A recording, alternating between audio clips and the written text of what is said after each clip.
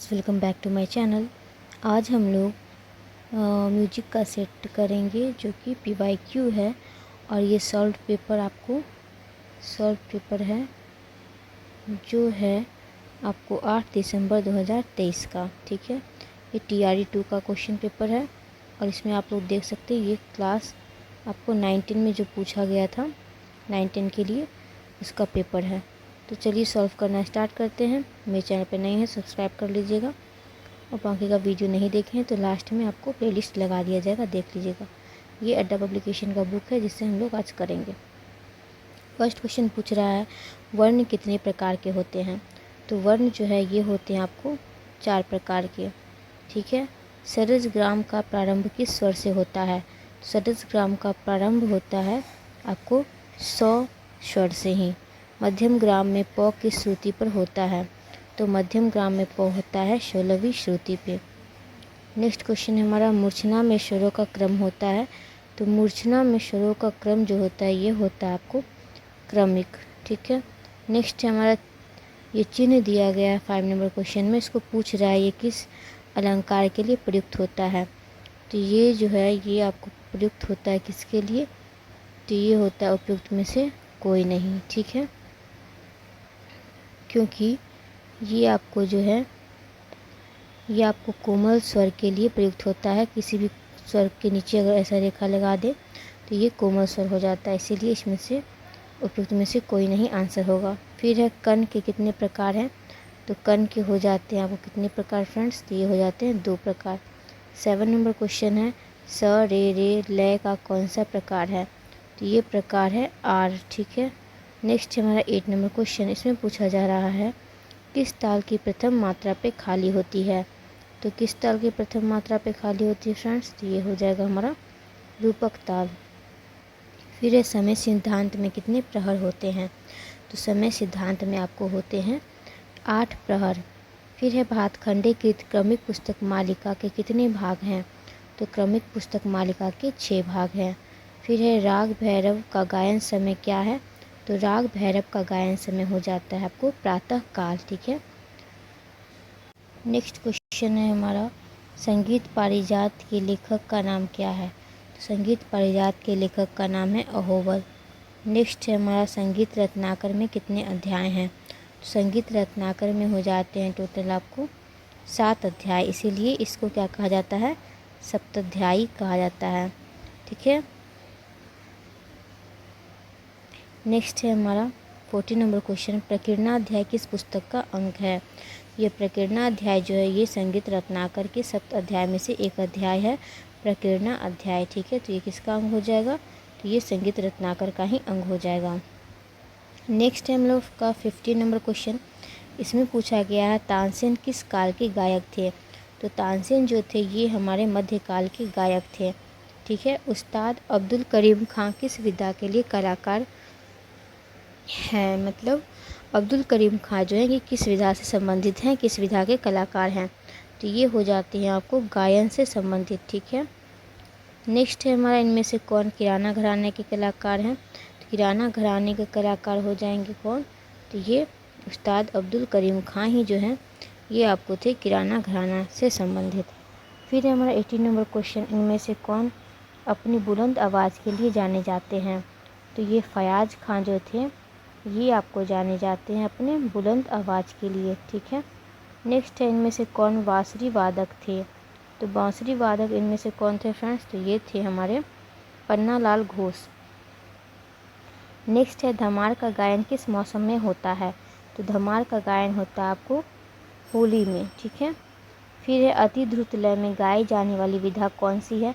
तो अति द्रुत लय में गाई जाती है क्या फ्रेंड्स। तो ये गाई जाती है तराना।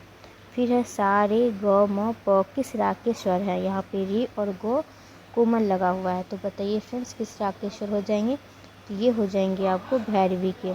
ठीक है, नेक्स्ट है हमारा 23 नंबर क्वेश्चन। इसमें पूछा जा रहा है ग म ग स किस राग के स्वर हैं। तो ग म ग स हैं आपको बिहाग। ठीक है, म प ध प किस राग के स्वर हैं। तो ये स्वर हैं आपको केदार। फिर है 25 नंबर क्वेश्चन। इसमें पूछा जा रहा है स्वरों के अवरोही क्रम को क्या कहते हैं। स्वरों के अवरोही क्रम को अवरोह ही कहते हैं, ठीक है, अवरोह कहते हैं। फिर है 26 नंबर क्वेश्चन हम लोग देख लें तो इसमें पूछा जा रहा है क्या, तो 26 में पूछा जा रहा है राग के मुख्य स्वरों का समूह क्या कहलाता है। तो राग के मुख्य स्वरों का समूह कहलाता है आपको पकड़। फिर है निरर्थक शब्दों का प्रयोग होता है, किस में होता है निरर्थक शब्दों का प्रयोग, तो ये होता है आपको तराना में ही। फिर है ग्वालियर घराने के कलाकार कौन हैं, तो ग्वालियर घराने के कलाकार हो जाएंगे इनमें से कौन, तो ये हो जाएंगे पंडित कृष्णराव पंडित, ग्वालियर घराने से संबंधित हैं। फिर 29 नंबर क्वेश्चन इसमें पूछा जा रहा है उस्ताद फैयाज खां किस घराने के कलाकार थे, तो किस घराने के कलाकार थे, तो ये थे उस्ताद फैयाज खां आपको आगरा घराने से संबंधित। फिर 30 नंबर क्वेश्चन इसमें पूछा जा रहा है हमारा सितार का मुख्य तार किस स्वर में मिलाया जाता है। सितार का मुख्य तार जो है ये मिलाया जाता है आपको मौ से, ठीक है, मौ से मिलाया जाता है। फिर 31 है सितार में चिकारी का तार किस स्वर से मिलाया जाता है। सितार में चिकारी का तार मिलाया जाता है आपको सौ से, ठीक है। फिर है आपको नेक्स्ट क्वेश्चन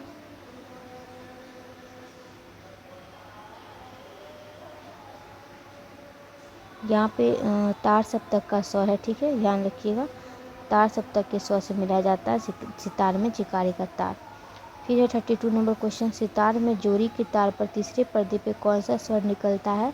तो सितार में जोड़ी के तार पर तीसरे पर्दे पे निकलता है आपको कौन सा स्वर, तो ये निकलता है रे। फिर एक गजरा किस वाद्य का अंग है, तो गजरा हो जाता है आपको तबला का अंग।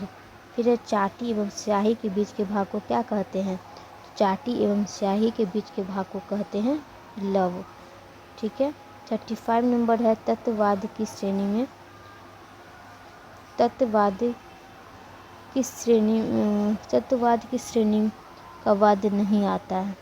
अच्छा, तत्ववाद इनमें से कौन सा है तत्ववाद की श्रेणी का वाद्य नहीं है, ये पूछा जा रहा है, तो ये हो जाएगा आपका तबला, ठीक है। फिर है निम्न में से कौन सी ताल विषम मात्रा की है, विषम मात्रा की ताल कौन सी है, ये हो जाएगी रूपक ताल। फिर है दिर दा रा रा किसके बोल हैं, तो ये बोल हैं आपको मसीद खानी गत के। फिर है किस गायन विधा में लयकारी की जाती है, तो लयकारी की जाती है आपको ध्रुपद में, ठीक है। 39 है हमारा, इसमें पूछा जा रहा है राग देश को पहचानना है, तो राग देश को पहचानना है तो रे म प कोमल नी और ध हो जाएगा राग देश, ठीक है, कोमल नी लगता है देश में। फिर है हमारा 40 नंबर क्वेश्चन, इसमें पूछा जा रहा है उस्ताद बड़े गुलाम अली खां का जन्म कब हुआ था। तो उस्ताद बड़े गुलाम अली खां का जन्म हुआ था 2 अप्रैल 1902 में। फिर है पंडित वेंकटमुखी ने किस सिद्धांत को बनाया था, तो पंडित वेंकटमुखी का कौन सा सिद्धांत था, 72 मील का सिद्धांत, ठीक है। फिर है पंडित रविशंकर किस घराने के कलाकार थे, तो पंडित रविशंकर थे मेहर घराने के कलाकार। फिर है पंडित मुरेश्वर खरे ने किस पद्धति का निर्माण किया, तो पंडित मुरेश्वर खरे निर्माण किए थे आपको किस पद्धति का, तो ये रागांग पद्धति का निर्माण किए थे। पंडित निखिल बनर्जी के सितार में कुल कितने तार थे, तो पंडित निखिल बनर्जी के सितार में मुख्य तार कितने थे, तो ये थे आपको कितने 8। फिर राग मधुवंती का विकृत स्वर है, तो राग मधुवंती का विकृत स्वर कौन सा है, तो ये शुद्ध गौ हो जाएगा। फिर 46 नंबर क्वेश्चन, 46 नंबर क्वेश्चन में पूछा जा रहा है 9 श्रुतियों का अंतर किस में है, तो 9 श्रुतियों का अंतर हो जाता है आपको 100 मौ के बीच। फिर है स्वरों की कुल संख्या कितनी है, स्वरों की कुल संख्या हो जाती है आपको 12। फिर है विकृत जातियों की संख्या कितनी है, तो विकृत जातियों की संख्या हो जाती है 11। फिर है घंटा किस श्रेणी का वाद्य है, तो घंटा जो है ये हो जाता है आपको घन श्रेणी का वाद्य, ठीक है। नेक्स्ट है हमारा 50 नंबर क्वेश्चन, इसमें पूछा जा रहा है श्रीनिवास के अनुसार वीणा के तार पर घुरज से नी की दूरी कितनी इंच पर है, तो श्रीनिवास के अनुसार वीणा के तार पर घुरज से नी की दूरी हो जाती है आपको कितनी इंच, ये हो जाती है आपको 20 इंच की। फिर है राग विज्ञान के लेखक कौन है, तो राग विज्ञान के लेखक हैं पंडित VN पटवर्धन।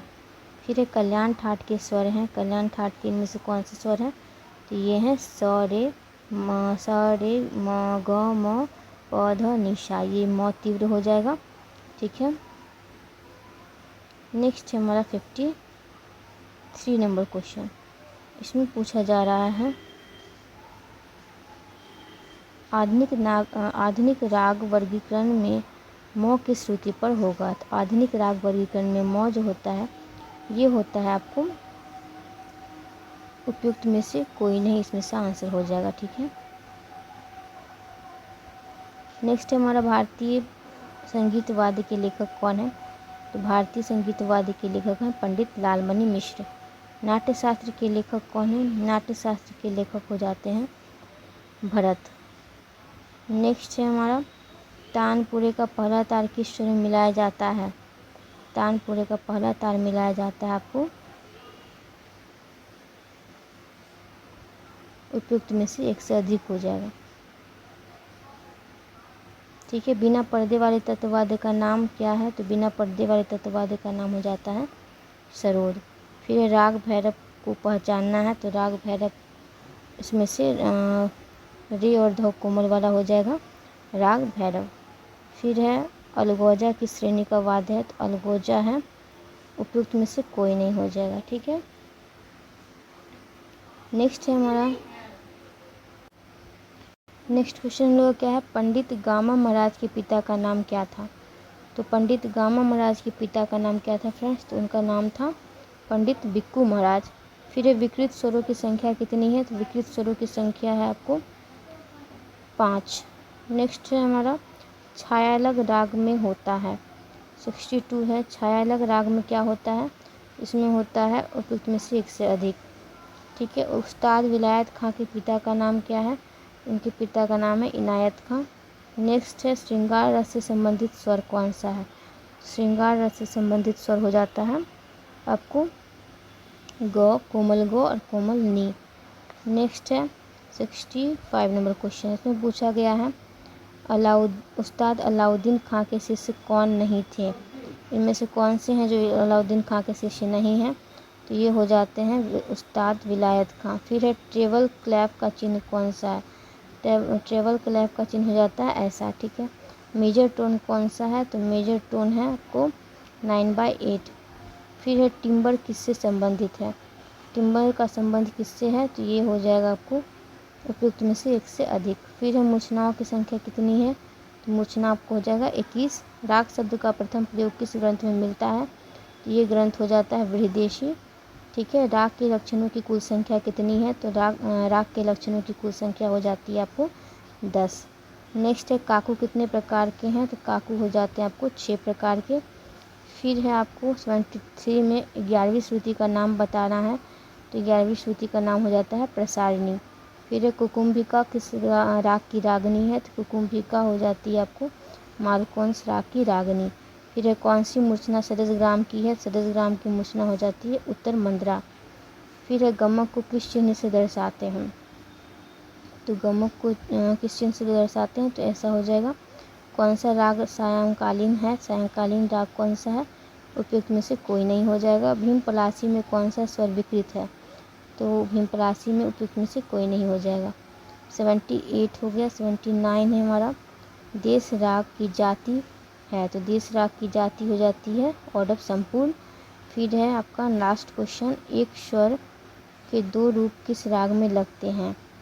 एक स्वर के 2 रूप किस राग में लगते हैं। तो ये हो जाएगा आपको राग देश। ठीक है, वीडियो देखने के लिए थैंक्स फ्रेंड्स। और वीडियो अच्छा लगा तो एक लाइक ज़रूर कर दीजिएगा और नए चैनल पे सब्सक्राइब कर लीजिएगा। नेक्स्ट PYQ हम लोग नेक्स्ट डे करेंगे। तब तक के लिए स्टे ट्यून। मिलते हैं नेक्स्ट वीडियो में। तब तक के लिए अपना ध्यान रखिए।